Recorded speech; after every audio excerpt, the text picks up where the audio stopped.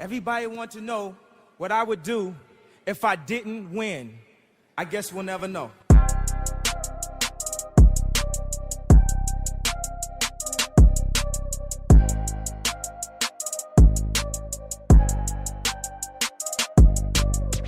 Imagine making a difference.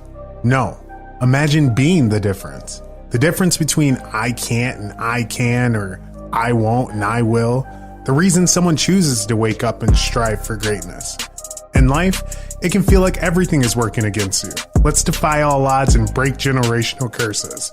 This is Overstepping Poverty with Daquan and Zacchaeus.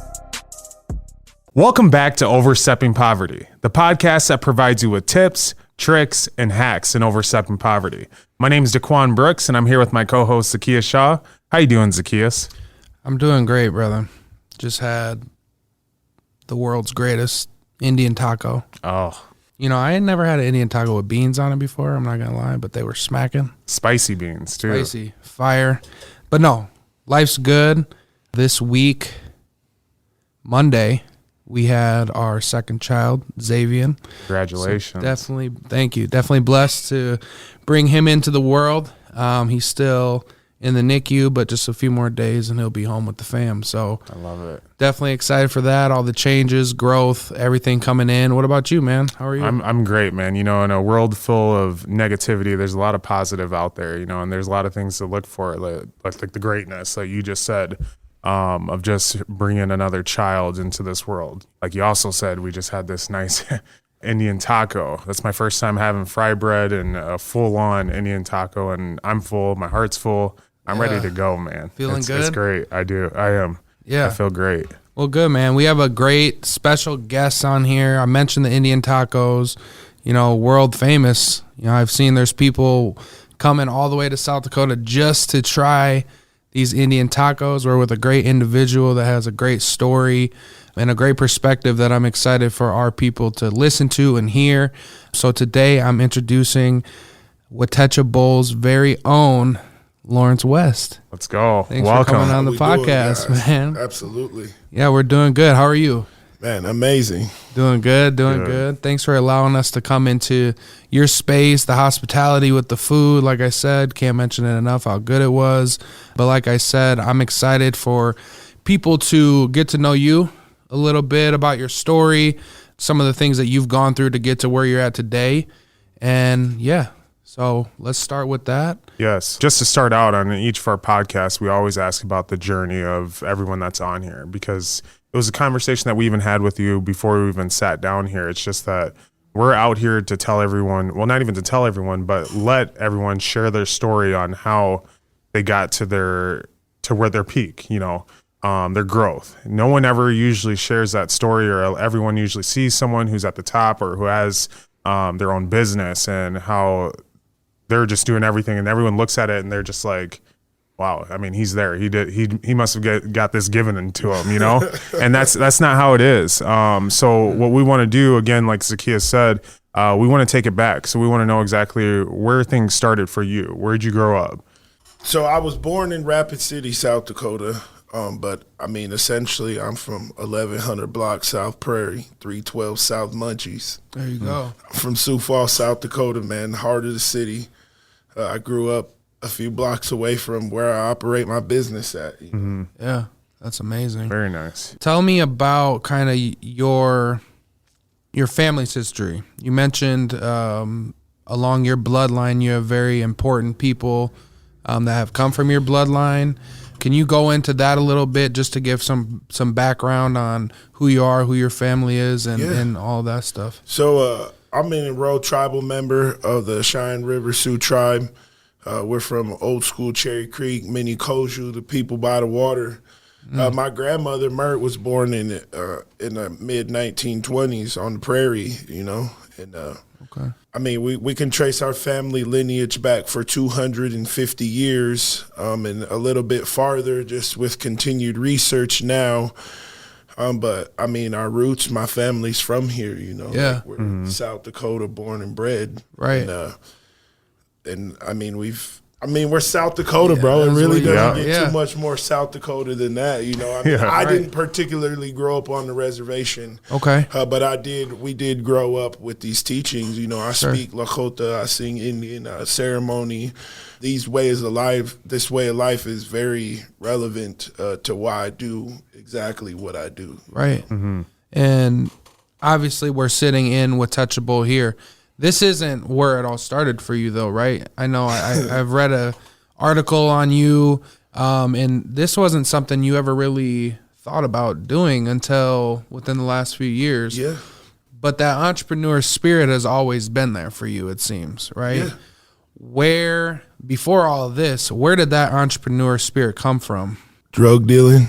Okay. Yeah. Talk about that. That's real. I mean, realistically, I mean, as real as it gets, that's where it comes from. You know, like that's before I ever was who I am today. I had to be who I was, you know, growing up through the ages. And I mean, there's just so much in my life that I could talk about from my earliest memory until where I am now today. And it's kind of like there's just not enough time. You know what I mean? But essentially, like, I've always been a hustler, bro. Like, I that's just in my nature. I don't know. Ever since I was a little kid, I used to, like, get money from my auntie and stuff, you know, and it was like, as a little kid, you can't go to the store, you can't spend it, so you really got the money. But whenever the times I did was old enough to get to go to the store, and it was kind of like I could buy whatever I want because I had this little savings, you know, and it was like 100 pennies to me wasn't the same as 100 pennies to another kid. Sure. Because I got that teaching inside of the house, you know, and it just happened through life that, you know, that's where I chose to take my love for money, you know. Right.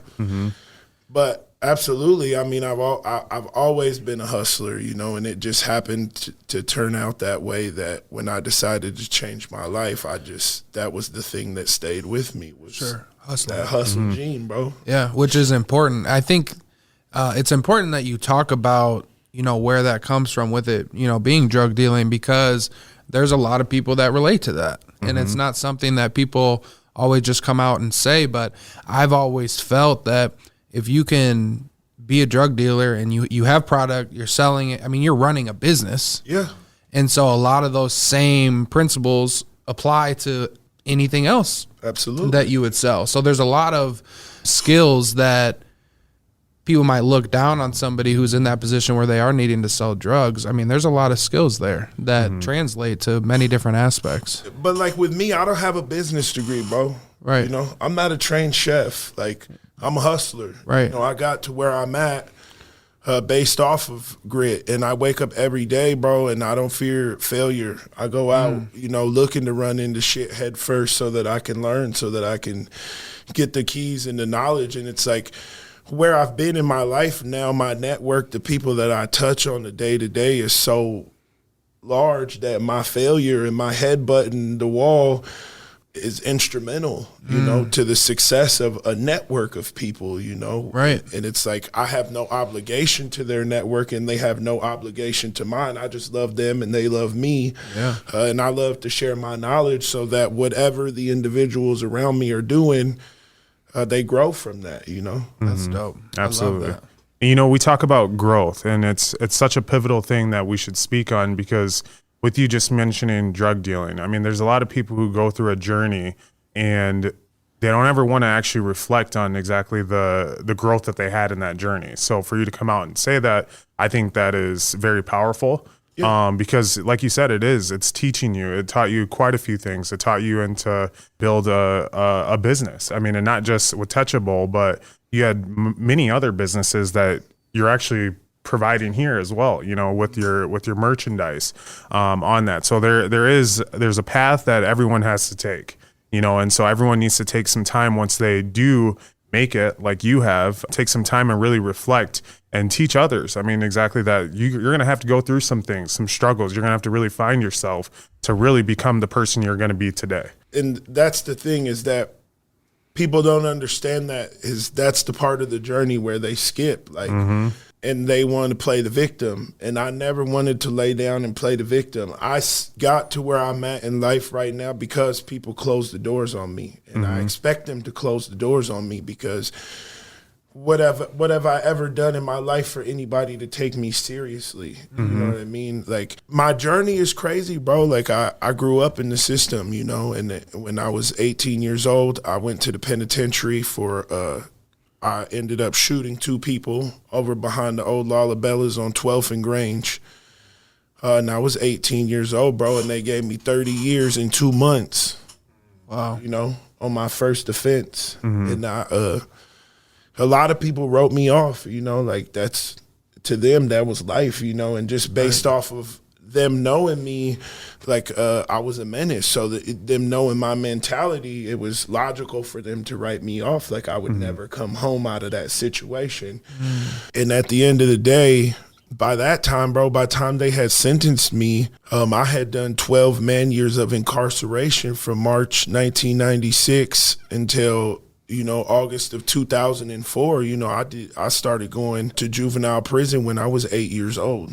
You know, like I was, you know, I had been through the system. That was just what they did with Native kids back in the day. You know, they didn't believe in rehabilitation. Like on paper we were equal, but to them I was still a savage, you know, like if that's, you know, and they threw me away, you know, like, and when I had caught my number, bro, like people expected to write me off. They were hopeful that was the rest of my journey, you know, and knowing that going in to that situation, I could have, you know, and this is the thing that I tell people all the time. Any situation when you wake up every day, bro, it can go either way. You're not fucking guaranteed to go to bed the same way that you woke up that day. You're not guaranteed to have the same amount of money. You're not guaranteed for your wife, your children, nobody to be there, bro. Anything can go both ways every second of every day, you know. And I had this knowledge, bro. And I went into this situation and I was faced with this journey and I could have became a monster because I had the juice, bro. I'm a real OG in the game. I walked away from the game. I didn't see the obligation in killing my people. But if you mention my name now, you will see the reach that I had built in the gang culture, in the drug culture, in the things that were instrumental, all of the things that I work on healing now, you know, like I didn't just wake up one day like, yo, I want to go out and I want to help these gang members and these drug dealers and I want to reach out to these people. Like, fuck no, bro. Like, this is devastation. This is residual from shit that I caused. And so now my mission in life is to be 100% to heal these people, to touch these people, to reach out to these people and show them, like, yo, you can do this, you know, like. But the main thing, to go back to your point, was like I had to find out who I was when I was inside that cell, bro. Like I had to break myself down to a molecular level and to understand that the things that I believed that were solid weren't solid. You know, the people and the things around me and the things that I invest my time in my journey. And I had to come to a point where I had to make a decision. Am I a gangster? If I'm a gangster, this is the life that I choose. This is what I need to get used to.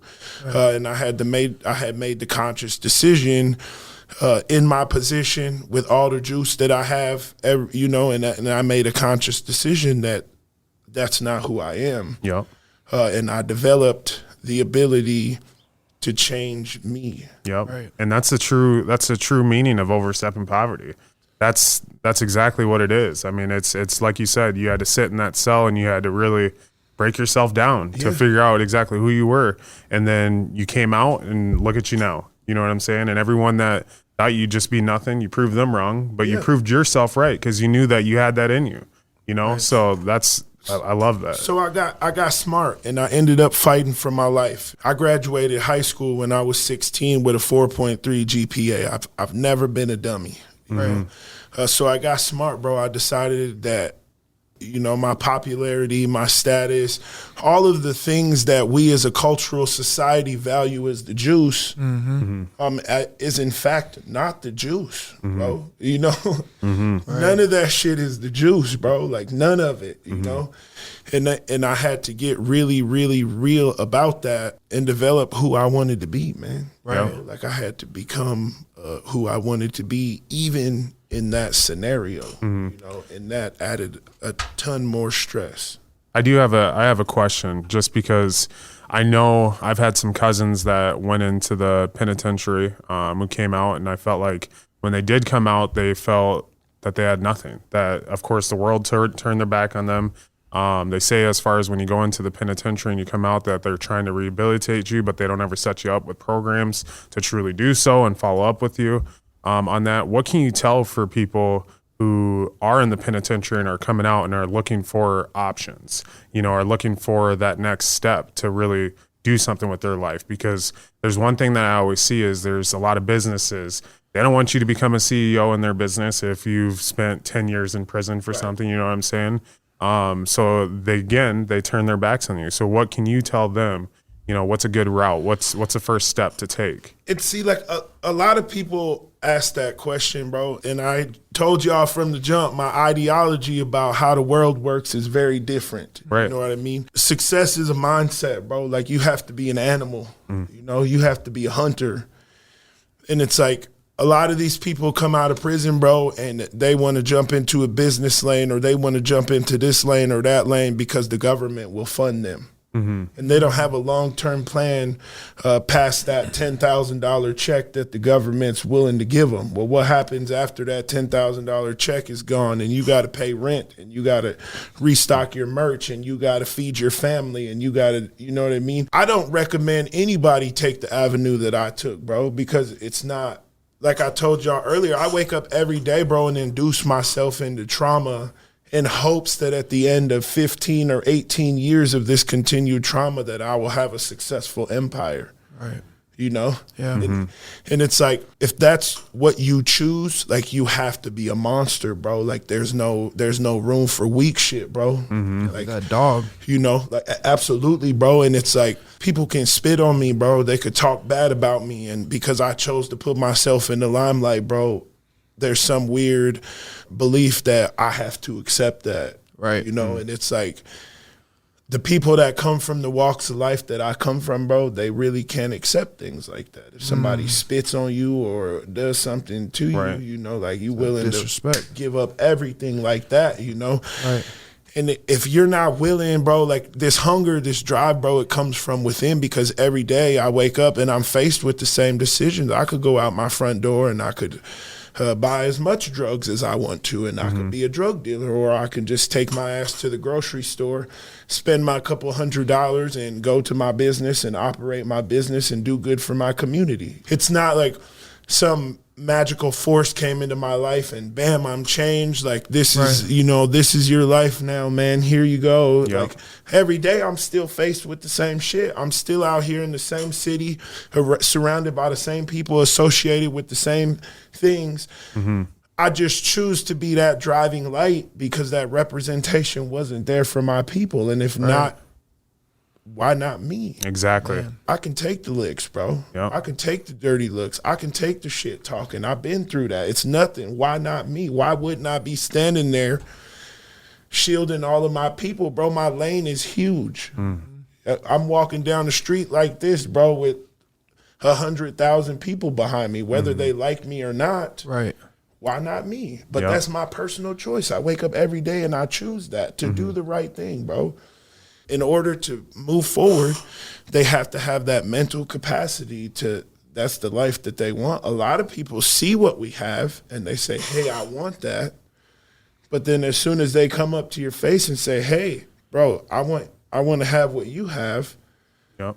When you pack this up, you go home and you go back to work. Yeah. When you're done working at home, you pack it up and you go meet your bro and y'all put it together, bro, and then you market it and you put it out. What did they do when they left that conversation? They went and chilled. Right. Hung out. Packed it up. Video games. Exactly. You know what I'm saying? Whatever, nothing that was actually going to help them continue to move forward. And you're right. So many people, they forget. I mean, like, when it comes to being successful, there's times where you're not getting any sleep. Yeah. There's times where, I mean, I go to work and this is a hobby to me, but it's also a job to me. It's both, you know, but I also have another job and I work 10, 12-hour days. I come back here and I'm working on this. Yeah. And so it's that stuff that people don't see, that that you have to have that hunger. You have to have that dog. Like, you have to lose some sleep. You have to give up some things to be successful. Absolutely. You know? So I Whether definitely. the money comes in or not, bro, whether the customers come in or not, my lights are on, my doors are open every day of the week, bro. Right. I know that I have the foresight to know that at the first of every month, $10,000 is coming out of my bank account, whether I have it or not. You know what I mean? People just need to be realistic about what they want, bro. You know, and it's like, and when you're out in the world, people move too fast. You move too fast, you know? Like, if you get a job right now and you making $18.50 an hour plus benefits, and your boy calls you and say, hey, you can make $19.25 over here, but the benefits ain't that good, you see the benefit in that 75 cents. You know what I mean? And it's like, people move way too fast, bro. Like, there's times the money don't come in. Man. Sometimes I'm rich, sometimes I'm poor, but no matter what, I'm always working, bro. Yeah. Always working. I think you said a lot there that I'm just kind of thinking about, and I want to go back a little bit to when you were, you know, sitting in that cell thinking to yourself on who you are and who you've been and who you wanted to be. What made you decide this, though? Because you didn't have the representation that I think is important for people to see, especially nowadays. So what made you do the right thing, quote unquote, as opposed to reverting back to that? So, like, the main factor, like, obviously, like, outside of my wife, I've been with my wife for 21 years. We've been together since we was 13 years old. Wow. Shout out to y'all. I've been with my wife for my whole entire life, you know. Obviously, at some point in time, I had to wise up and realize the type of obligation that I needed to have if I wanted that. But outside of that, nothing, bro. I take this shit one day at a time, you know, and it's like, and that's the thing that people don't understand is they can't manage those type of feelings. Like, realistically, at the end of the day, if you disrespect me to the point where I can't go home and go to sleep at the end of the night, I'm still the same motherfucker. Right. You know? And it's like, outside of that, like, I don't want to do any harm to anybody. I just have these morals and these values inside of me, and that's what I live by. And I live within the good inside of those morals and values, you know? Like, when I came home, I had nothing, bro. You know? Yeah. I had whatever. My wife worked hard. Well, she was by herself, a teenage girl, fucking holding it together, could provide for me. Right. And when I came home, bro, we had nothing, you know? Yeah. We had a Pontiac G6 and an Excursion and a pack of new white tees, bro. And, and every day, like, I didn't know what I was going to do. And eventually, so I had went to Hardee's, bro, and I started working at Hardee's as the fry guy for $9.50 an hour just because I didn't want to go back to prison, you know? Like, I was just in that volatile moment where it was like, you know, and I didn't have any rehabilitation. I literally did 6 years and 2 days and 3 years on parole. I was never scheduled to take a class. I'd never seen a counselor. Nothing, bro. Like, I did 9 years and some change of dead time.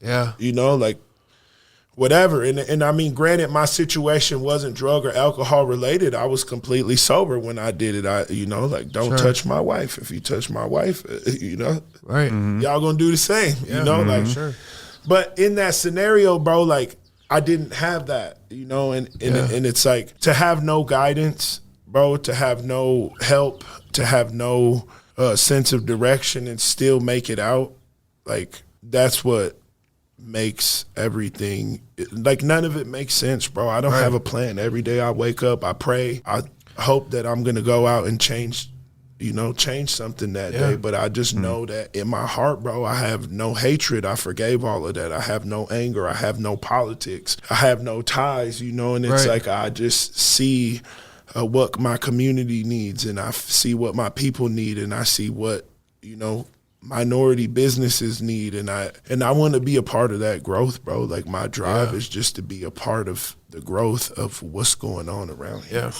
Well, to me, it sounds like you're chosen, my friend. Man. Chosen, and that's a lot of responsibility for people.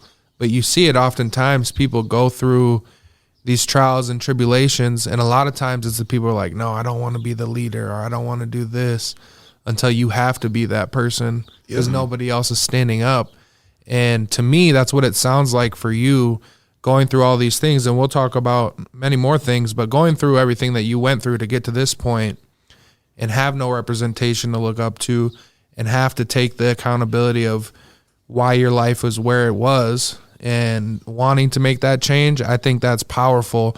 And especially, you know, and I've mentioned on here before with my siblings being Native American as well, coming from a community that is needing leaders, is needing this representation to show you like we are them, like we're special people. We can do whatever we want to do, and we can come from anything and be successful at what it is that we want to do. So yeah.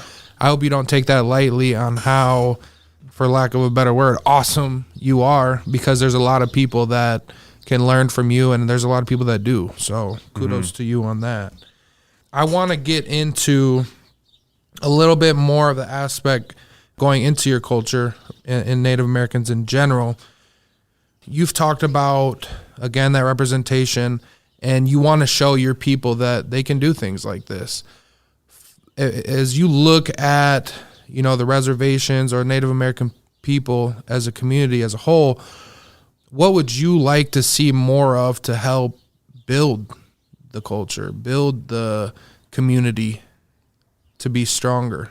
Well, this is another one of those questions, man, that my ideology on the situation is backwards, you know, because it's like, even on the reservations now today, bro, we have access, or at least 80% access to everything that you and I or anybody else in the city has. A lot of this, man, at this point in time, in this day and age, bro, is self-inflicted. People are choosing not to stand up and get better. Yeah. You know? Yeah. And everybody paints this like picture where it's like, oh, Native American, like, oh, eagle feathers and smoke and, you know, prestigious, you know, serene, beautiful surrounding. What about fucking Sitting Bull? What about the dude that fucking killed his own people because they didn't carry weight? You know? Yeah. Where's them warriors at? Where's Rain on the Face? Where's these warriors that upheld the same things that they were fighting for the people to give us on their own community, you know? And it's like the lack of accountability, the lack of responsibility with mainstream media, access to social media without actual education is the problem today, bro. Because these people aren't even worried about how to get help or gain knowledge or step up, or, you know, and it's like, being in this situation, bro, like, I get to have access to people in ways that other people don't have access to. I get to teach them how to write checks, open bank accounts, how to grocery shop, how to, you know, like, I'm their first line when it comes to a lot of just basic living necessities, you know, understand, like, the first question that I ever ask any employee or anybody, any friend that I ever get to come in contact to is what does the $1 mean to you? You know, like, because as Native Americans, we're so deprived, even city Native Americans, we're so deprived from that dollar. And this is the problem, like I was explaining earlier, is like, I have the support of my people, but even that support is divided because my people don't understand the dollar.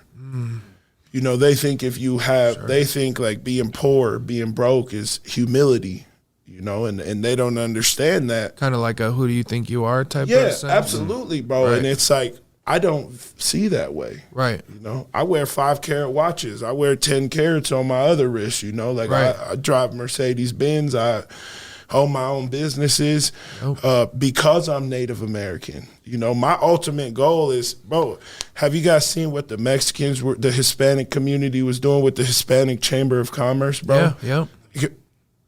We're in South Dakota. Why don't I have my own Chamber of Commerce? Why don't I have a Native American Chamber of Commerce? Why isn't there Native landowners, Native business owners, Native CEOs, you know, like outside of tribal money, government money, you know? Everybody's hollering about all of this, you know, this and that, and protesting and the same shit you guys were saying. People can talk till they're blue in the face. It doesn't make a difference if you don't stand up and represent your people, bro, my people will continue to die on the reservation, bro. Yeah. And I agree. I think it is a lot of the education because when I look at it, it was recently, and this is more, it was a grant that I was helping my brother and sister and my dad fill out. Open Road Foundation? For them, it was the Indian Collective. Oh, my apologies. One of their grants. And as I'm talking to them about it, going through the application and stuff, I start to realize, like, there's actually a ton of opportunity on these reservations for people to grow and build their communities and build businesses and be successful and be self-sufficient among themselves. But the tribal government won't sell them the property so that they can individually open the businesses. And that's the thing, bro, is like there's just so much politics out there, and it's kind of like as Native people, we're always like, no, it's not your business, stay out of the business, you know, and it's like putting their faith in the tribe to protect them, bro, and it's realistically, it's like working against them when they really need to be like, please come in and help us. And because these laws, you know, like when these treaties were passed down, bro, like look how crooked they were. Yeah. The BIA got the same treaties. They got their people to agree to these treaties, you know, like the BIA was founded because they were government liaisons to the people, bro. Okay. And people are not realizing that if I'm with the people, I'm not a fucking government liaison. Right. I'm with the people. Fuck the government, bro. Like, you know, and it's like it's real. For hundreds of years, bro, our people been holding our own people back, bro. And I represent the change. I represent the independent money. Mm-hmm. Right. I could do the same shit the tribe does. Right. I could fund the same shit the government does. I can give out the same grants. I can fund the same programs. I got a network of like-minded people that are standing behind me, all Native, all got cake, bro. Right. You know, and it's like we're building a new revolution. We're representing a new revolution of people, and it has nothing to do with anything other than overcoming poverty, bro. Overstepping poverty, baby. That's real. You know? Yes. No, I love that. I feel that revolution coming. I see it. It's been needed for a long time, so I feel like it's only a matter of time. And thanks for sharing that info on that, because like I said, I see the opportunity for people, but it's the education. We got to get the people educated on finances, money, and thinking for themselves instead of you talked about it a little bit earlier, but the victim mentality of a lot of people, it's like nobody is coming to save you, bro. Exactly. And a lot of these people, like, I am proud of them for getting out there and jumping into business, but they're jumping in the way, you know, like they're like, you know, file for a grant. By the next time I need more money, hopefully the next grant comes through. Never thinking, what if that grant doesn't come through? Right. Then what are you going to do? Yep. Just going to pack it up and go away until you get the next grant? Like, you have to fucking believe in something. You have to stand on something, bro. Like, there's been so many businesses that come, bro, and they're dog and pony shows. They come and go, you know, like, at the end of the day, there's real Native American businesses out here, and we're just now showing our face. In 10 years, in 20 years, I'm working with a franchise company in Florida and in North Carolina, bro. Inside of 10 years, I put 200 Watecha Bowls all over the country, bro. Like, like this ain't no game for me, bro. And 4 years ago, I had no idea what I was doing. I literally woke up, was pressing some T-shirts, walking around the block outside, and talking to myself and my business partner, who I had no idea. I mean, I kind of knew who he was through Residual, and I made him like 6 T-shirts for his plumbing business, you know. And he like pulled up on me, you know, and I was like outside just walking around the block, just frustrated, you know, bills were due, you know, life is happening, you know, like I'm fucking working my ass off every day, you know, things aren't coming together. He pulled up like, what are you doing? You know, like, why are you walking around talking to yourself? And I was like, man, I'm having a team meeting, bro. Right. You know, like, you know, I'm out here shooting in the gym, you know? And he was like, well, you want to share your thoughts, you know? And I was like, not really. You know, like, Yeah. you know, and it's like at this time I'm just still out here grinding, you know, taking the licks, having a chip on my shoulder because it's just me, you know, people still talking bad about me. They don't see the value in my vision, you know, and this, you know, random dude just, you know, kind of casually pulls up, bro. We get to shooting the shit and, you know, we go our separate ways. You know, I go back to my business. I go back to work or whatever. He pulls off. I don't think nothing of it, bro. Nothing at all. And like probably 10 days later, fucking pulls up right out front. Because my business was still in here, you know. Like I just build it up and develop it. And he pulls right up, you know, and he's like, come jump in the truck, you know. And I jumped in the truck and he was like, hey, man, he's like, I found a food truck. And I just kind of like, checked him out, you know, and it's like, and all my life, nobody fucking believed in me, you know, nobody gave a shit about me. They didn't care if my wife, you know, like me and my wife have been homeless in recent history, you know, like sharing a bag of chips to survive. And, you know, like this shit is real, you know, I'm just a real ass guy out here, you know, Right. and that nobody ever believed in me. And my boy pulled up and he was like, he's like, we're going to go get it, you know, and I was like, cool. Yeah. You know, and that's kind of where it all happened at, you know. That's so crazy. That's so crazy. It is, because that's what you said. I mean, when we came in here, you said I had $400 in my pocket, and I had this one little side. Yeah. And we continued to walk through the business, and you were like, I built that on my own. I built that with my own hands. Built that, the whole kitchen. Everything. You know, you added on to this, and again, the growth is so powerful for that. But that's you. That's everything that you did. That everything that you had to invest in yourself on that. And a lot of people don't want to do that. They don't want to invest in themselves. They want things given to them, like you said, the grants. Because you they're know? afraid of what people are going to say.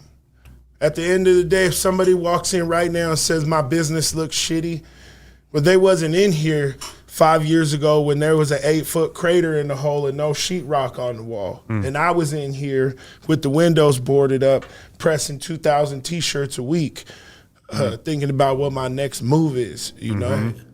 And it's like, I did everything in here, the carpet, the sheetrock, the tile, all the stainless steel. I built this whole place with my hands, bro. The bathrooms, everything that you see, what it is, bro. I did the work myself. I got the dust on me, you know? Right. Everything, bro. That's powerful, man. My girl and me and my brother and, you know, Yep. the people that give a fuck. Yep. They're not obligated to. It's just these are people that came along the way, bro, and they believe in what I'm doing. I love it. Even though I started off alone in this journey with no direction, bro, like the people that I've met along the way, bro, give me direction, bro. Can you shout some of those people out? Absolutely. So before I do that, so like in the past 7 years, as I've been a business, I've bought, opened, started, pioneered, operated over 17 businesses. Okay. A lot of them aren't here today because people don't have discipline and they don't want to do the right thing. So at the end of the day, I put everything on paper, sue them, move forward. But yeah, so most recently, man, like C. Savant Egg Rolls. Yeah. Dope guy, awesome Fire dude. food. Absolutely. Came into my place last year when he was getting out of his sneaker store situation. Yep. And he was like, hey, my boy over in Minnesota said that you were sick and you were thinking about closing down your place. And he was like, I'm looking for a job. He was like, I'm willing to do anything. He was like, the people really believe in your place. He was like, so I'm coming here. And he was like, I'll work for whatever. He was like, but I want to help you keep your place open. Yeah, that's dope. Before this, I've never seen the dude before a day in my Really? life, you know? And Wow. it resonated with me, man. And I'm kind of like, I'm equal opportunity, but I do it in my own way, you know? Like this here is for the native people. So as long as I don't have native people working in here, I'll be in here working myself. Right. But anybody that's ever asked me for an opportunity has received one. Whether it costed me or my wife or my whatever, bro, like I've went out of my way. Yeah. I've lost a lot of money, a lot of time, a lot of sleep, you know.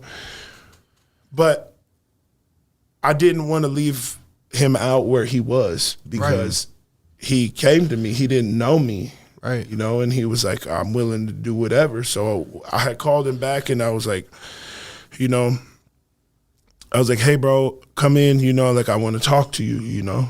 And I was like, obviously, if you're willing to work in the kitchen, you cook. What do you cook? Why don't you bring it with you also? You know? That's fire. So he brought it in, you know, and I was just eating the egg rolls, and we were just sitting there chopping it up, and I was just writing things on the paper, you know, just dialoguing like how we are. Right. And I was like, well, what about your own food business? You know, and he was like, you know, I thought about it. He's like, I wanted to do it, you know, blah, blah, blah. And I was like, well, I gave him this piece of paper, you know, and it was like at the bottom of it, you know, it had everything that he needed to do, serve safe, yada, yada, yada, everything to get to the point of where he needed to be. I'm an individual business owner, you know. Right. Like I said, this was probably the 16th or 17th business that I've invested in. At this time, I'm tired, I'm burnt out. At the bottom of the list, it said, bring me $5,000 for my time and investment, energy, anything after this conversation. Gave him the list. He went away. I didn't think nothing of it. 12 days later, dude walks in, slides an envelope on the table, turns around, walks out. He was serious about it. Yeah. Hit me up. He's like, yo, I got to take my test, you know, yada, yada, yada. So from the very first day that I met him, it took 11 weeks to have him fully functioning. So, Wow. And a lot of these times that I'm investing, bro, like the people, the minorities that I'm investing in come from the same walk of life that I come in, and they're in this situation with zero money. Yep. You know?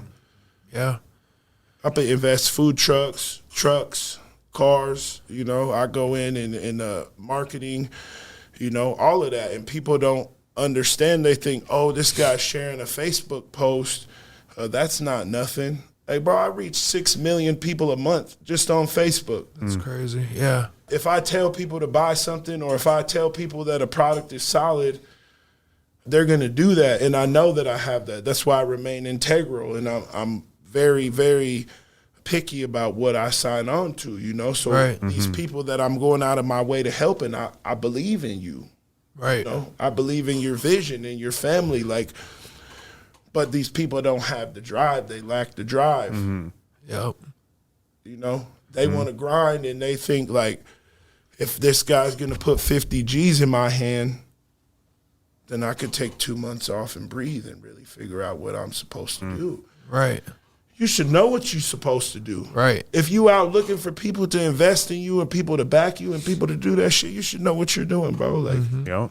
you know? Have that plan. Exactly. And but yeah, man, there's like a ton, you know, like I work with my brother all the time. Like, he has his own brand, his own label, bro. GMology, Got My Music, GotMyMusic.com, the whole 9 yards, bro. Like, and he does everything that we do. Plus, he's got his clothing line. Like I said, his Pandora channel. He sells his music. He does his shows.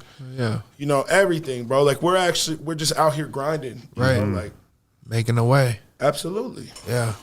No, that's dope. It takes that. That's the cool thing about the journey is a lot of times the people that do help you or that you help, you would have never even thought that your paths would have ever crossed. Right. No. You know, and that's why it's important to be open to conversation with people, because you literally never know. This dude that you printed 6 T-shirts for helped turn your business into this. And we've made millions of dollars together. Right. He's still my partner today. That's amazing. He never lifted a finger after his initial investment with me, but he believed in me and changed my life to the point where I knew what to do with the opportunity. Right. And I did it. Yeah. You know what I mean? And it's like, ever since that very first day that he gave me that opportunity, I've been changing people's lives. Right. You know, like, this shit is bigger than me, bro. Like, For sure. Watecha Bowl is bigger than me, you know? Like, I'm working with the business, this new business coming up around here in Sioux Falls. It's called the Sanao Kid Smoked Meats. Okay. He smokes meats, pre-packages them, and then you can buy them cold. Ribs, tips, brisket, whatever, anything. Yeah. But he came in and granted, I've never met the dude before he walked in the front door of my business and reached his hand out to shake my hand. Right. You know, and he's like, well, why are you helping me? He's like, why do you want to help me? And I said, I don't. Realistically, I don't, bro. But it's like if that's what I'm doing today, bro, then I guess that's what I'm supposed to be doing today, bro. Do you see something in him though that makes you want to help?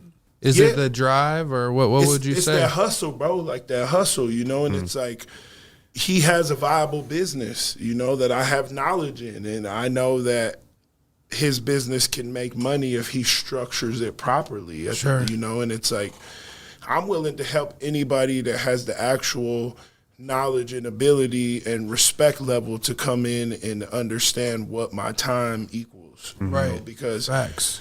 And that's what people don't understand is like they grew up with me. They see me on the street, so they can't correlate time and value evaluation. I've grown. They haven't grown.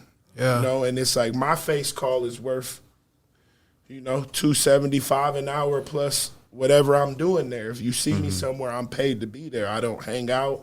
I don't go nowhere for free no more. Like, right. But that's because I developed that. Right. And it's like I'm working. If I'm not in my house, I don't want to be selling drugs. I don't want to be gangbanging. I don't want to be oppressing my people, bro. I want to be working. And if I'm not working, I want to be at my home, relaxed, sleeping. Chilling. Yeah. Yeah. Right. Out the way. Absolutely. You know? Yep. And it's like that after coming out and helping people and getting beat down. So, bro, I've lost whole food trucks, businesses. I own a bar and casino 39 minutes from here, 12,000 square feet of commercial real estate, sitting there empty. And I got 20 friends a year telling me that they want to go out and get it themselves.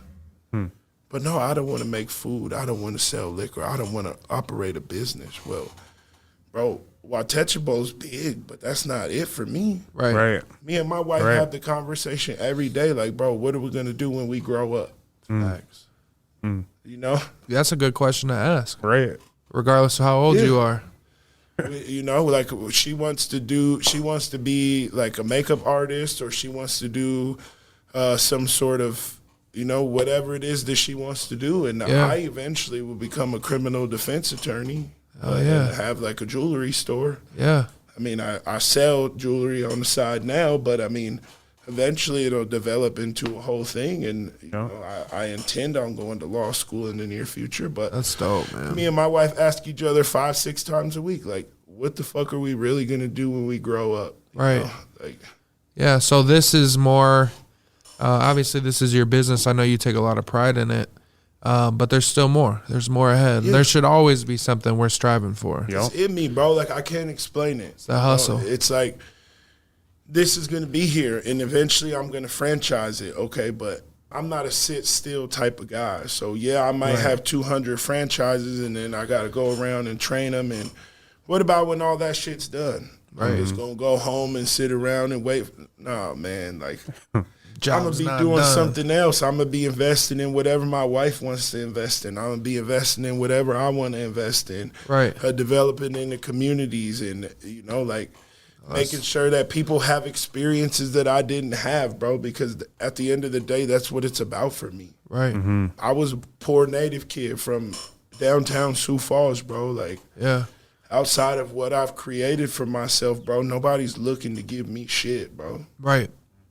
Yeah, no, that's real. No one's coming to save you either. Right. No handouts. Nothing. It's all on you. And for the people listening that are, doubting themselves or anything like that, you got to find it in yourself to believe whatever it is that you want to do, that you can do it. And just put one step in front of the other and start to move, because, like Lawrence said here, it could be some random dude that you just met or you helped out that could literally change your life. And that could be at any moment, but you got to be putting yourself in those positions to make that happen. So it could be your family, anybody, bro. Like, all these people crying around like, oh, people don't want to help me. People don't want to help me. But every family has successful people in their family. And it's like they've gotten beat down and whatever by their friends and their family and their peer group. And now over the years, they've become that refined rock. Right. And it's like better to protect your peace.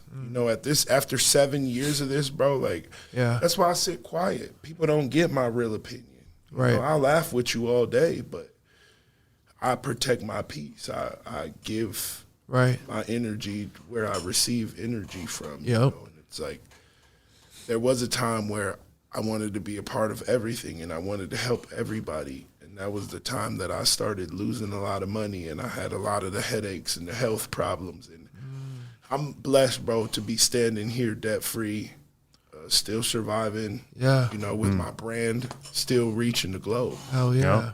Yeah. That's dope, man. Oh, I appreciate you sharing all that. And we're actually going to take a step into our next part of our episode here. But before we do that, I do just have one question to ask you.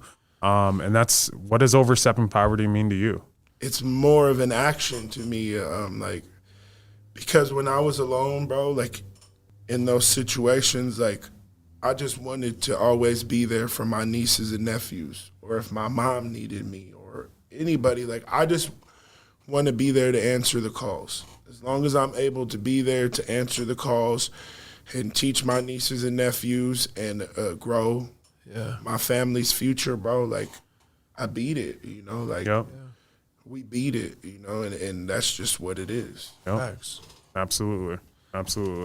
So let's move into our next part of our episode here. This is actually what we call a roundtable. This is where you can actually ask us questions that you've had on the mind. I know we've had you on the hot seat. Yeah. It's time for us to be on the hot seat here. How can you relate, though? How can I relate? Yeah.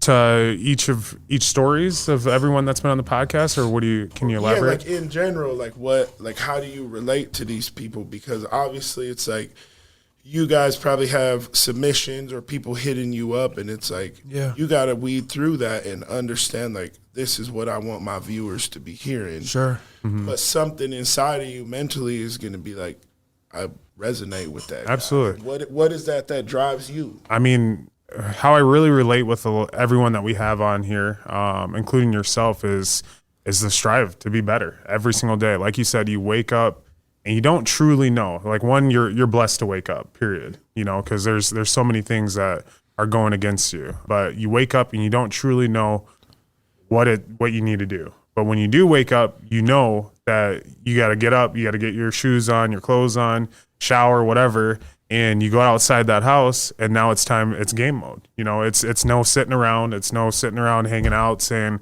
"Oh man, I wish something could just come to me. I wish that $1 million it would just be given to me." No, you got to get that. And every single person that we have on, they have that same mentality. And then when they do go and they get something and they're where they're at, it's never done. They're doing something else, And so that's where I relate, because that's as I've grown up, I've seen a lot of people have things that I didn't have. So it's not just it's things there, but I've seen a lot of people have time that I've always wanted in my life, and that's freedom of time. And so that's what I'm working towards, because everyone says the American dream, come here and work. That's not the American dream. The American dream is freedom of time. Yeah. You know what I'm saying? When I can leave somewhere and I know that there's still money coming in, but I can go do this with my family. If my kid has a basketball game, I don't have to sit and ask for time off at work to go to their basketball. You know what I'm saying? I can just leave. So that's my relation. That's where I can really connect with everyone that's on, because every single person, I mean, they're powerful. Humans are powerful, period. Yeah. But if you don't tap into that power, I mean, then you're gonna be sitting there wondering, well, why did this happen to me? Because you didn't do anything. Yeah. So that's how I relate. I would say for me, I relate in a few different ways. What I think about right away is I've always been somebody that I was always a little more cautious on the things I was doing. I didn't ever want to get hurt, or I was never the person to get in trouble or anything like that. But, I come from a family where a lot of the same similar situations you may have been through, that's what my stepdad was coming from. Real life physical poverty, where you're dealing with your parents having drug addiction or alcoholism, or they're not there and you haven't seen your parents for X amount of time and you're stuck taking care of your siblings, or there's a lot of different things. So when I think about that, and to think about where my parents eventually grew to before they split up, is it doesn't matter where you come from. People look at your situation, going to prison at 18 years old, like you said, people are already writing you off. like completely off. Like they may have even forgot that you'd even be out here doing something like this. Is just blows their mind, right? So I truly believe that it's not about where you come from. Those experiences definitely mold you in a way, but at the same time, we have to get out of that victim mentality. It's so easy for people to say, my life was hard, I did this, my parents did this, yada, yada, yada, but what are you doing now? And when we talked before we got on here, a lot of the inspiration of having people on the podcast is I'm sick and tired of people in Sioux Falls, or just really in general, getting this spotlight or getting this light shined on them when they're not really doing anything, in my eyes, to help the people coming behind them. Whether they like you or not, because of what you're doing, it's going to allow other people to feel inspired or to grow. So I just think there's so much power in sharing stories like yours and sharing our stories and sharing everybody that comes on here, just to show how much we have in common with each other, but at the same time show people that it really doesn't matter whether you come from poverty, physical poverty, or you come from a wealthy family. At the end of the day, you got decisions to make. Mm-hmm. And that voice in your head is one of the most cruel people you'll ever meet. So, and I think we all deal with that. So I relay in that aspect. And then with your story, I just relay with the entrepreneur side of things. Growing up, my dad was a drug dealer. So I had a different perspective. Yeah. My dad's a drug dealer. My grandma on my mom's side, she's a judge. So I'm in between two different lives, completely different lives. And I didn't even know if my grandma knew that my dad was selling drugs or not. I knew. But I was also taught, like, family business is family business. We don't talk about this outside the house. And so to see those things and to understand that type of lifestyle, it's not for everybody, for sure. And it's definitely not something you want to be doing for the rest of your life, because you won't be around for a long time, I feel like. So, yeah, there's a lot that I can relate to with your story just based off of those experiences. But at the end of the day, people just got to have that dog. You got to have that dog. When I coach football, I want dogs. Yeah. When I'm trying to hang out with people, I want dogs. Like, I don't want to sit here. Before we started this, we both stopped playing video games. Like, for me, that was when my first son was born, I stopped playing video games and realized, damn, like, I've been wasting a lot of time. Yeah. Like, a lot of time. So just kind of self-analyzing, get back to that like you did in the cell, just kind of break yourself down. And who are you? Because most people don't know who they are. They're going to know.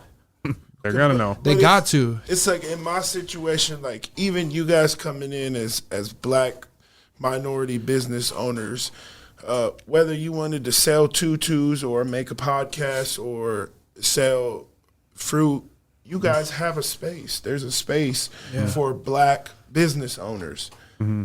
As a Native American, I have nothing. Yeah, I don't have a Facebook group. I don't have a collective in the city. I don't have nothing, bro. Like, so like I'm trying to pioneer all of those things. Yeah, absolutely. As you should. I think it's crazy. Before we got on, when we were driving over here, I was asking him if he ever had an Indian taco. He said no. And I'm like, how the hell have you never had an Indian taco when we live in South Dakota? But at the same time, are you or are you not the only Native American restaurant in Sioux Falls? Yeah. So how is that? I'm the only Lakota food restaurant in the United States of America. That's insane to me, right? So it's like you absolutely are a pioneer. And when I say, I see these opportunities on these reservations, it's not because it's the reservation. It's because the people, the resilient people that have value, that have skills to provide to the world.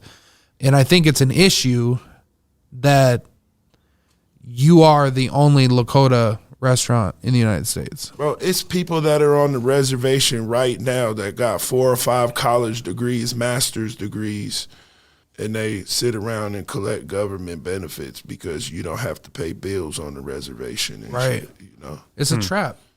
It's a trap. They get all their schooling paid for, go there, education. They got master's degrees, associate's degrees, bachelor's degrees.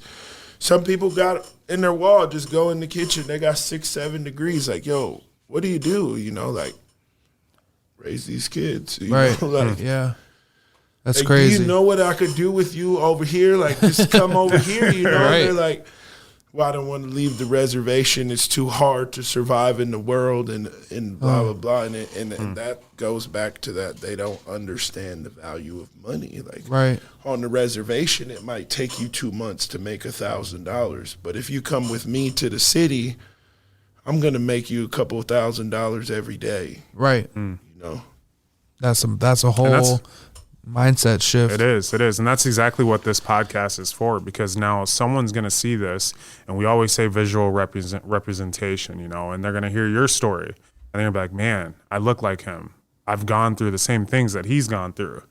I can do it. Yeah, I can do it. And it's all just hearing that from someone else that looks like you that did do it, you know? So, and that's what excites me, because every single time we leave something, you know, we leave a podcast and a conversation with someone, not only do I take the value, but I know that when I drop this episode, a ton of other people are going to also take that value with them as well. So Sure.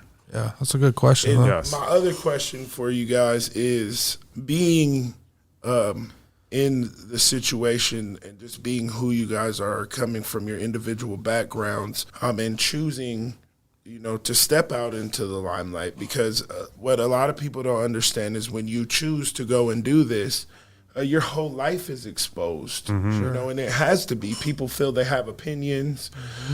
So how do you guys prepare for that? You know, like, how do you shield your family from that? Or how do you, you know? You know, I've got a strong exterior, and even going into this, and I was speaking with my wife about it, just because we're kind of two opposite people. She'd rather just sit at home, hang out, you know, kind of hang by herself sometimes. Where me, I love to be around people. You know, whether it's parties, whether it's social events, anything like that, I'm for it. And so when I told her about this podcast, she kind of had oh, really? You're going to do that? And I'm like, yeah, because for me, I don't care. I don't care what other people think. I don't, because at the end of the day, again, this is my podcast. This is our podcast. So what we do here and what we decide to move forward with on our podcast, it's our choosing. So if you can have your opinion, and the way that I see it is if anyone doesn't like our podcast and they're listening to it, guess what? That's another fan. That's another listen there. They obviously, and they still took something from it. I guarantee it, you know? So yeah, I'm like, and we even, one of the times we had made a post, and this guy on there, I don't even know why, just started posting negative stuff on the post. And then Zacchaeus was going to go back and kind of comment on the post. And I'm like, no, don't even comment. Just let them be. Let them start their own conversation, because it's going to continue to draw more people to it.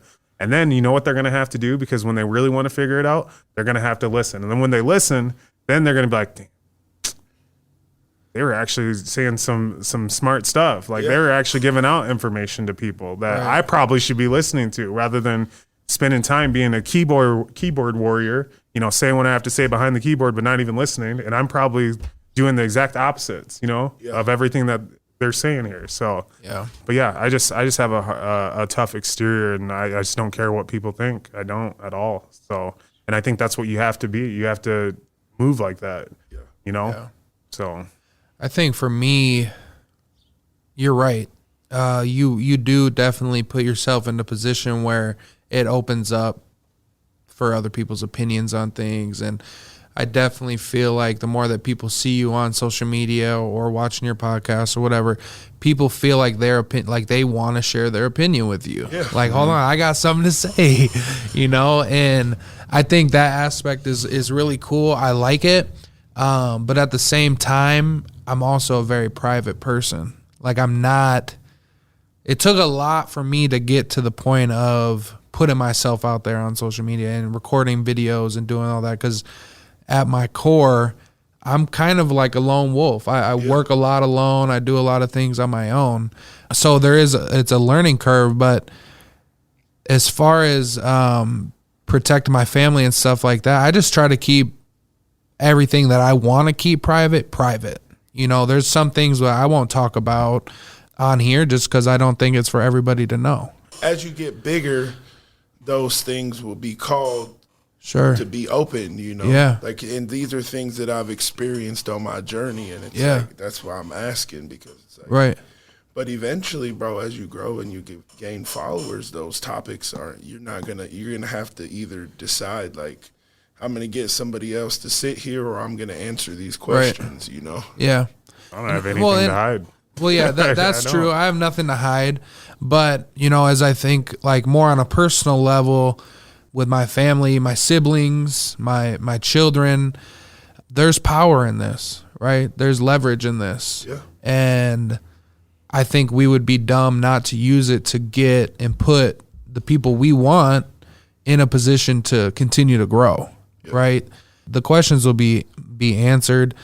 Like Quan said, we have nothing really to hide, but you know, it is tough. It is tough when people want to pry in or feel like they have an opinion or that their opinion is truth, you know, because it's not always truth. And there's people that will say things about you. Like, there's people who will comment, like Quan's talking about. I wanted to respond because I'm like, what is this dude even talking about? Like, has he even listened to anything that we've been talking about? Yeah, I'm not good at not responding, bro. Right. That's what I mean. I'm sure y'all seen it on the internet. Well, People yeah. I don't care. If you have an opinion, I can have an opinion. Right. Absolutely. If I work my ass off and I pay my bills, and, you know, and this is what I tell people all the time, you can have whatever opinion you want to have. Just go have it on your platform. Mm-hmm. Right. Mm-hmm. Because once you bring your opinion to this platform, this is my platform. Right. And I address disrespect with disrespect. Right. If you choose to disrespect me, I will never go search on your page. Right. I've never picked up my phone and searched Watecha Bowl comments, and then someone's page popped up with something negative and I went and responded with it. Right. As long as you do that shit on your broke-ass platform, Yeah. you're able to have whatever opinion you want to have. Right. That's real. Facts. That's That real. is facts. That was one of the questions that I had that we didn't get to, is with what you do. I have seen it on social media where people are either mad that you're going to a certain powwow, or your food is this or your food is that. And it's just like, people just want to argue for no reason because they see you doing something. Because they want control. That's what it is. They want control. And that's why I don't respond to stuff, because I'm not giving them control. I'm like, listen, right now what I'm doing is going to benefit a lot of people. You feel like it's not benefiting you? Fine. Leave your comment in the comment sections, but that's all it is. You know what I'm saying? And, like, people try to cancel me, bro. Like, my community, whatever. They try to, like, not my community, but, like, my people over different matters of opinions. But at the end of the day, in this journey, I've never been in a position where I was under somebody. I've always been the head of this journey the entire time. Right. So if somebody's at my table or somebody's eating with me, bro, it's on my ticket. Right. You know? And it's like these people that everybody has all these opinions about, like, at the end of the day, if you want to have an opinion about it, well, pay the money back then. Give me my fucking $70,000 back. Yeah. Because regardless of how you feel about the situation, you weren't involved in it in the first place, you know? Like, right. And that's kind of, like, this is kind of the thing with me, bro, is why I have that energy, why I have that charge, is I was that kid that grew up in the system. Right. So all of these people that are out here saying they're advocating, they're liaison, and they're doing this, they're doing that. Motherfucker, I did 18 years in the system, and not one single individual thing that you did made that time more comfortable for me, or made me feel more inclusive, or made me feel any sort of fucking type of way. So now that I'm out here and I'm in a position and I got the juice, and the city sees what I got going on, those same people that ain't really doing shit know that they can't come over here because they can't spit that game at me. Like, like, what do you mean you guys are fucking out here making a difference for this group or that group? Or I was that group. I was that person. And those efforts, that money never got to those people. None of that shit, bro. Like, and so it's kind of like people want to work with me, but some people know that they can't work with me. Like, I'm old school Sioux Falls. Everybody in this city that's moving and shaking knows my family, bro. We're from here. They know us in some sort of capacity, whether it be good or bad. Yep. So this That's journey, real. this lane that I'm hashing out, bro. This is old school Sioux Falls, bro. I'm not an outsider, bro. This shit, this shit runs deeper than me, and it's like, what I'm accomplishing will be accomplished, whether I'm pushing mountains or I chisel that bitch down and I'm kicking a stone. Whatever I'm moving will move eventually, bro. And I've showed it time and time again, bro. I've been down, did 10, back round, rich again, bro. You know, like I do this, bro. Like, this is what I do. And I want other people to do this. I want a network of people. That's why I invest in these people. In 10 years from now, I want to own this neighborhood. Right. But if I don't have that type of capital or I don't have that network, I can't do that. Yep. And I don't want to just pay Aaron George rent. Right. I want to buy that white dude's properties and get him the fuck out of my communities, you know? Like, this is a Native American. I grew up in the apartments down the street from here, you know? Like, Sioux Falls is my community, and it's time for my people to have what everybody else has, regardless of how people feel about it. Facts. The only issue is my own people don't see the benefit in that ideology yet. So not only am I still working against everybody else, I'm still having to recruit my own people at the same time, you know? Right. Yeah. That buy-in needs to be there. Facts. That needs to be there. But we have the opportunity, bro. Like, we'll give the opportunity, and it's like, people they don't have a plan of action. You need a plan of action. I don't give a shit what you do. You want to change your baby's diaper? You want to make dinner for your wife? Where does it start? With a plan of action. Yep. A deep breath and a fucking plan of action. Yep. And you follow that plan of action through, you get from the beginning to the end. Yeah. People don't see that, bro. They see, this guy had a food truck. Now he's got a restaurant. Must be nice. Yeah. Well, what about the other 4 restaurants that I spent all of my capital from my food truck on that are sitting there empty, but I still own because I'm debt free and I'm still paying on, busting my ass, bro. I have 47 employees. I have no employees. My wife and I work every day.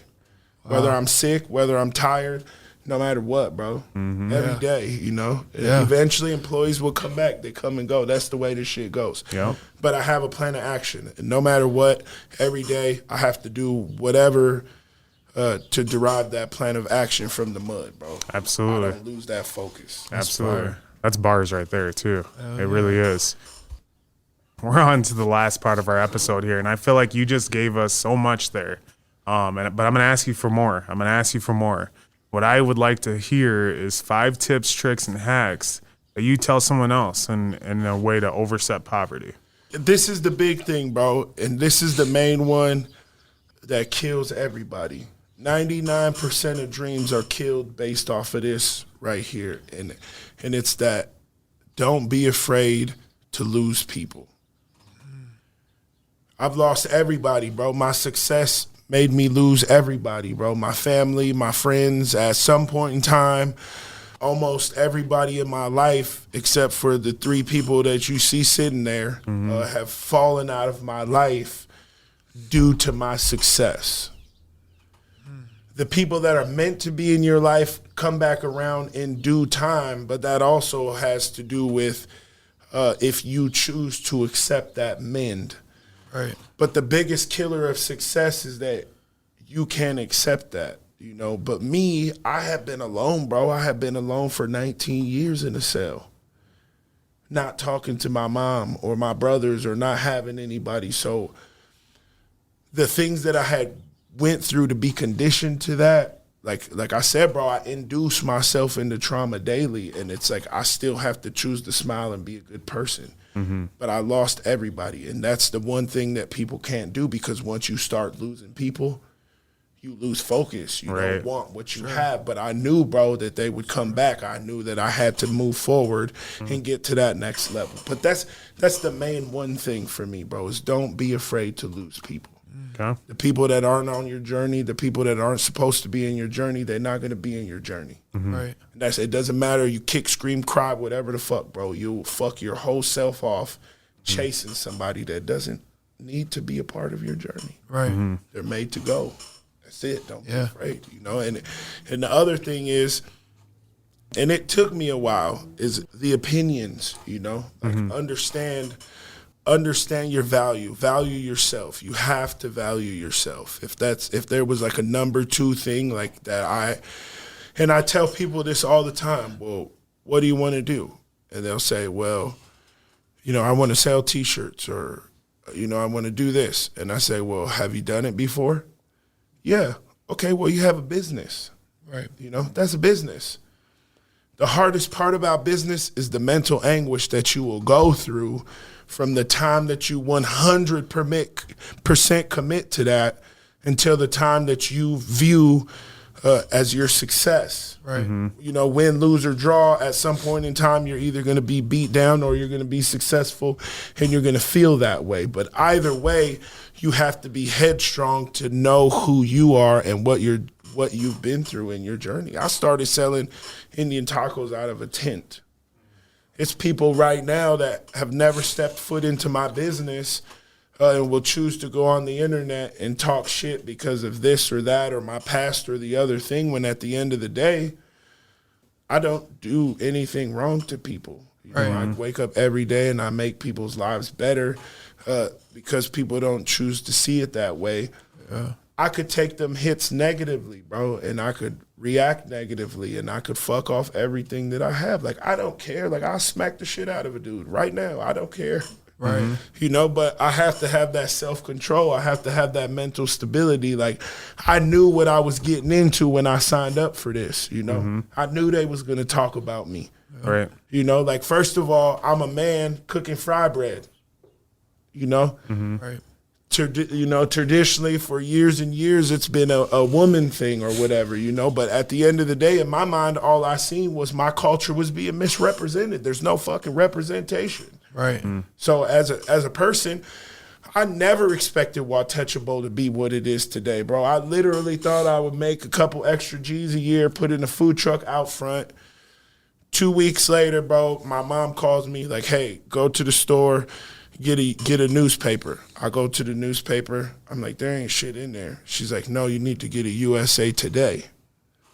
So I'm like, oh, okay. You know, I'm not thinking shit of it. Nobody knows who I am. I'm just another fucking native dude, you know, doing my hustle, printing my T-shirts, right? Making my Indian tacos. Boom. Front page spread, the USA Today Business Journal. Got my face on there with the food truck, bro. Changed the game for me, bro. Jeez. Wow. You know, but had I not had the ability to have that mental focus, bro, everything would have fallen apart just based off of how fast things moved. Right. You know, in my past and the things that I had went through, again, and this is the key, I knew how to use the tools that I had developed. So it's like if you're out and you're taking classes and you're assuming the resources, and this is the third thing, if you're out investing, the second you put money into something, you should be getting money back out of that something. If you got a wife and you got kids and you fucking take $50 each and go buy something, and you still work a regular job and you still work a regular job, this shit is a hobby. You're taking from your family. Right. So your main objective is, if I'm going to put money in it, I need to take money out of it. So if you're out gaining resources, utilize those resources on the things that you intend to use them on. Right. People are so squirrely, you know, they like, I want to go to school to learn this. And then they get into school and they hear everybody else's ideas. Now they want to fucking do everything else. Right. Go to school, learn what you're learning, apply it to your plan and work that plan. Move forward with it. Yep. Right. Full steam ahead, you know? That's good. The fourth thing to me would just be like, breathe, you know? And honestly, man, it's like, I don't get time to breathe anymore. But again, it always comes down to that. I developed those tools. And a lot of the times it's like when people get in a situation and it's like, and granted, man, like my wife is A100, bro. If it's no money in the bank account, my wife ain't never nagged me, man. She ain't never bitched at me, like never nothing, bro. Like whatever. It is what it is. We in this together. She knew what it was when she signed up for it. I knew what it was when I signed up for it, you know? Right. And it's like times get hard, bro. Bills are due every month, bro. Like, breathe. Yeah. Breathe. Understand that, like you said, bro, like you had a different look into that life, and people come out of these situations. The reservation's a whole different world. It's got its own currency, its own language, its own ecosystem. The penitentiary is the same exact way. And motherfuckers get out here, bro, and they forget to breathe. Right. And before you know it, when you do breathe, you think that you're breathing a sigh of fresh air, but you're breathing it back from behind that cage or back from in the situation where you were, Right. instead of breathing first Right. and going forward. Yeah. You understand what I'm Yep. saying? Absolutely. For sure. And honestly, man, like the fifth thing, bro, is consistency. Without consistency, there's nothing. It doesn't matter. You don't have to understand it. Right. There's nothing to understand. You know, you don't have to fucking understand everything. At the end of the day, the people that spend time understanding everything, bro, they're lagging. You know, like that's why people are able, you know, people move past people and advance people, you know. I came home in November 16, 2015. I've been home less than 8 years. Right. I came home when I was 28. I have an objective goal, and I know that no matter what, outside of my wife and my closest friends and my family, I'm willing to sacrifice anything, bro. Right. I sell my car. I sell these fucking 10 carats on my wrist. I hustle. I sweep dog shit. I'll do anything that pushes me forward in a consistent motion to get from point A to point B. And there's not a manuscript, and that's what people can't understand, is you can't stay focused because nobody's telling you what to do. Well, you're not a fucking boss. Right. At the end of the day, there's bosses and there's people that think that there's bosses, you know? And it's like, we'll show ourselves, you know? Yep. Like I seen the post the other day say you have an idea, they laugh at you. You do it for 5 years, they ask you how you did it. Yep. I'm in my 5th stroke, baby. This is my 5th year, you know? His bosses out here. And I tell people all the time, like, why do you want to hate on me? Like, all I did was be consistent. I took my own money. I put my own money on the wood, and I grind my own money every day. I'm not taking nothing from my people. I take nothing from the game. You know, I feed over 6,000 meals a year for free, you know? Like, that shit come out of the pocket. There's no money backing me. I'm sovereign, bro. You know? Yeah. I write the checks. I call the shots. I plan the events. You know what I mean? I go out. My wife and me cook the food, you know? Like, and consistency, bro. And all of that is the consistent actions that it takes for me to get from point A to point B. And all they have to do is apply that to whatever it is they want. If you want to be a good father, do that. Right. If you want to be, if you want to be a good employee, do that, bro. A check is a check. A house is a house. A car is a car. Not everybody needs to go to the levels that the other people are going, but in order to go anywhere, bro, you have to be consistent, bro. That's real. I agree. 100%. That is powerful. That was a great 5 tips, tricks, and hacks there. I mean, honestly, every single one of those. I mean, if you're listening to this, when you're listening to this, take every single one of those, and if you apply those to your life and you do that with that 5th one being consistent, I promise there's no way that you won't be successful in anything that you do. That's it. Yep. Period. And they all loop together because at some point in time in your consistency, everybody that you have being consistent with to that point, bro, is gonna fall off. And if you can't rock climb by yourself, bro, with no rope and fucking hot butter streaming down the rocks, bro, like you're not gonna make it. Yep. You know, you have to be able to understand what you're doing, what your sole purpose is, bro, and do that regardless. One foot in front of the other. Yes. Absolutely. That is a mic drop right there. Again, and I want to just say thank you so much for just all the value that you just brought to us and our listeners, you know, that you just shared with us here. Sure. I do want you to just let everyone know exactly the address for Watecha Bowl, because that's exactly where we're at now as you guys see us filming. So we appreciate you letting us come in your business today to do that. Go ahead, share with the address. Yeah, Watecha Bowl, 2305 West Madison Street. Yes. Yes, sir. Best Indian tacos. And I can say that because it's my first and it's the best. So, period. It's the best Indian tacos there. So, Man. let's go. And I would say, I just want to end this before we get off the podcast here. If you live in South Dakota and you've never had an Indian taco, you need to change that. Because there's no way in hell you're living on this land here and haven't tried the food from the people that come from this land. So make that an objective for you guys to knock off the list. Ain't that the truth? Well, Lawrence West, thank you so much again. And we'll see you guys next time on Overstepping Poverty.